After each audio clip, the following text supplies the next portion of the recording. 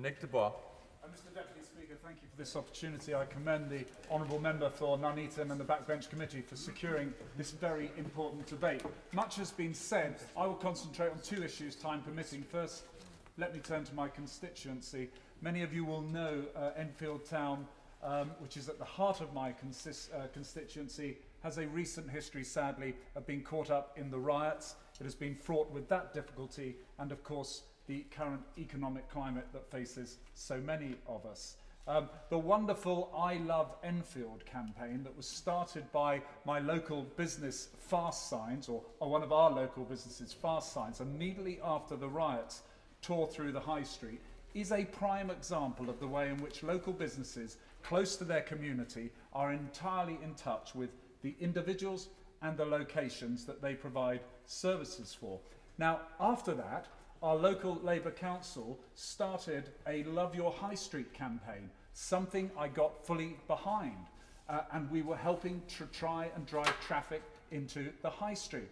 But that is why it is all the more baffling that they have persisted to introduce a steep hike in parking charges, that including introducing Sunday parking charges, that are causing economic distress to traders, frustration to residents, and indeed is penalising churchgoers on the Sundays. This is not acceptable. As one of my local businesses said, if the council are serious about regenerating town centres, then they need to consider one of the most simplest ways of encouraging people to stay and shop in their community, and at the heart of that is parking. Now, since their election, Enfield's Labour Council has sought to force through drastic changes to the parking regulations throughout the borough. Their initial proposals of increasing parking charges, in some cases by more than 100%, doing away with free zones, and increasing the number of charging days to include Sundays and bank holidays, has obviously made it very difficult climate for the local businesses. It has faced massive opposition from residents, from traders, from our local newspapers, the Enfield Advertiser that launched its campaign, and the Enfield Independent. Despite this, the Cabinet Member for Environment, Councillor Chris Bond, still claims that fairness is at the heart of the decision.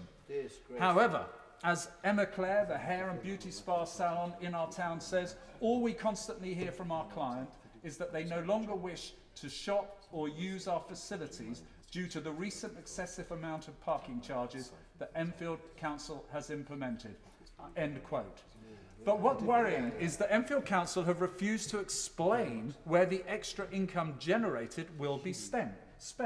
The Cabinet Member for Finance, Councillor Andrew Stafford, claims it will be used to gain additional revenue for the council coffers. Now, I must question this judgment because in the guidance to the Traffic Management Act of 2004, it stipulates merely raising revenue should not be the objective of parking charges. Quite simply, I believe, while supporting the campaigns and the residents and the newspapers that will try and overturn this decision, they, the council, must withdraw their plans, cancel Sunday parking charges, repeal the increases, and help, not hinder, the Enfield shops and businesses. Now, of course, it is not all about parking, but we have heard consistently across this House that that is a very real problem that faces everyone today. I do believe the future of our high streets will benefit from a long-term strategic view on how to take on the present-day challenges. But I fear there is a disconnect between landlords, between retailers and local authorities in achieving a strategic view. So to face the challenge for the future, a long-term investment-led, holistic strategy will be needed.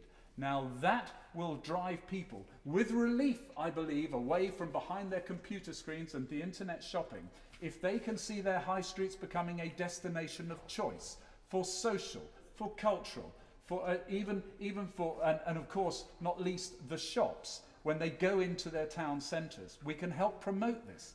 Under the Conservatives in Enfield in 2002, 2010, They made a commitment to increase the shopping precinct, they moved the library, they moved the museum. Now we can take it a stage further.